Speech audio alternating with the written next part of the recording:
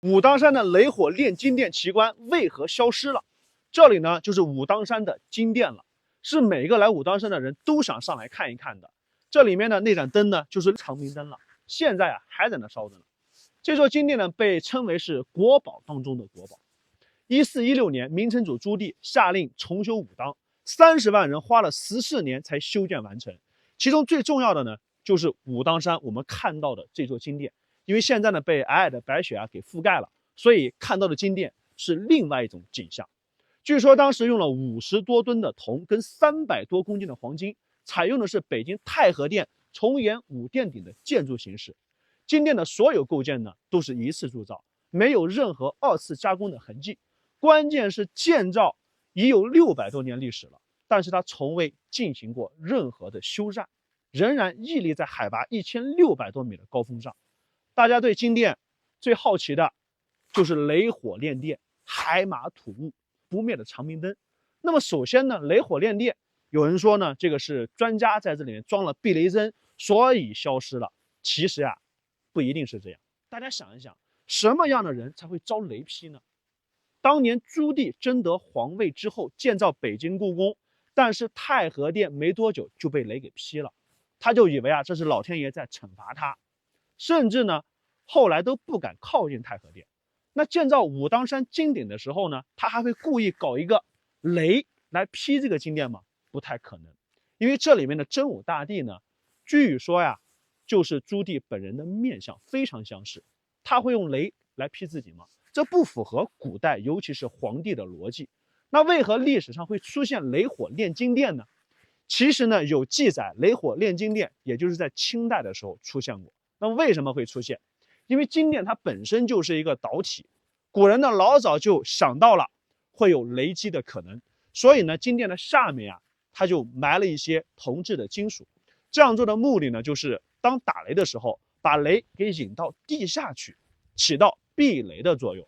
那既然能避雷，为什么清代还发生了雷击呢？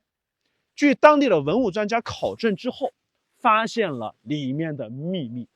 古代埋在地下的这些金属啊，它呢腐蚀断裂了一截，所以会出现雷火炼金殿的奇观。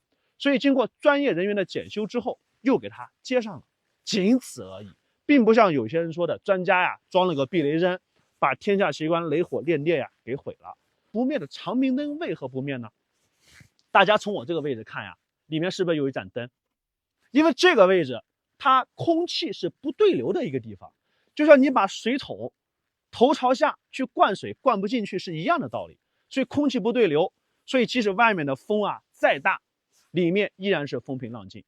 还有人说，那海马吐雾，它为什么不吐雾了呢？来，我吐一个给你们看看啊，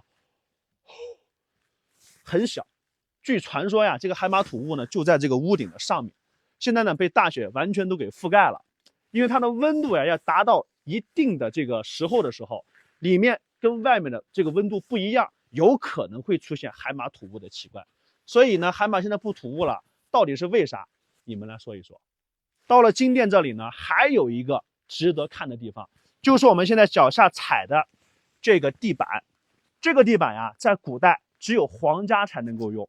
当年秦始皇还对着这个石头啊朝拜过，叫秦皇拜石。传说呀，女娲补天用的也是这种石头。这种石头非常非常的珍贵，它是来自5亿年前寒武纪时期火山喷发之后留下的这样的石头，但是一般它只在海边。目前在中国啊，我只在3个地方看过，一个呢是北京故宫，皇帝专用的啊，据说是乾隆的这个行宫里头。另外一个是哪呢？就是和珅的家，在和珅家门口地上铺的啊，基本上都是这种石头。因为和珅说过一句话，皇上有的我也想有，所以他呢就僭越于制，用了皇上铺地的东西，也是和珅当年被杀头的原因之一。那么第3个地方呢，就是我们现在所在的武当山的金顶了。大家看一看这边的围栏啊，全部都是用这种石头来修建的。那么这个石头到底叫什么呢？按照道理来说呀，它应该叫做花斑彩石。也有人说这是化石，其实它跟化石应该不一样。化石里面应该是有标本，比如说动物啊、鱼的标本，但是这里面是没有标本的。花斑彩石呢，非常非常的珍贵。如果你现在想要看到没有经过雕琢的花斑彩石的话，那么你要去一个地方，这个地方在哪呢？就是在山东的威海，国内应该仅存的是在那里。这个金殿呢，它还有一个值得看的地方，带你们来看一看。有人说它不用螺丝，不用钉，它是怎么拼接上去的？其实呢，金殿所有的构造都是在当时的北京铸造好之后，经过朱棣的检查之后，才运到了武当山。那么运到武当山之后呢，工匠用榫卯结构把它拼接好之后，在这里1、2、3、4、5，你们往上看，那个柱子上是不是有一块黄金镶嵌进去？为什么这里会有个黄金镶嵌进去呢？后来呢，据分析啊，我个人认为啊，因为榫卯结构，就像我们古代鲁班的这个技艺是非常高超的，有可能呀，它就是最后一块当年拼接金殿的机关。如果把它给拔掉，那有可能它就会摇晃，就会散掉。但是这个只是猜测而已啊，不能够作为考证的依据啊，只是随口说一说。但是呢，大家看到这里啊，台基下面还刻了很多人的名字，对吧？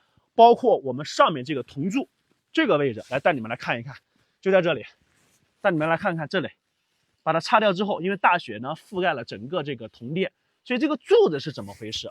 这个呢，其实呢是叫铜栏，里面呢是金殿。这个金殿以前在修筑好之后，它外面是没有这一层栏杆的。那为什么后来加了这一层栏杆呢？因为到了明代之后啊，很多人觉得这个金殿是特别神圣的地方，就想呢捐助一些铜来把它给保护起来，上面呢顺道刻上自己的名字，信男善女的姓名，往上面刻上去，所以呢就形成了外面的这一道围栏了。如果来了武当山的话，有机会一定要爬到金顶来。因为我觉得这里是整个武当山的精华所在，真的是太赞了。2024年，祝愿所有看到这条视频的人都能够龙年大吉。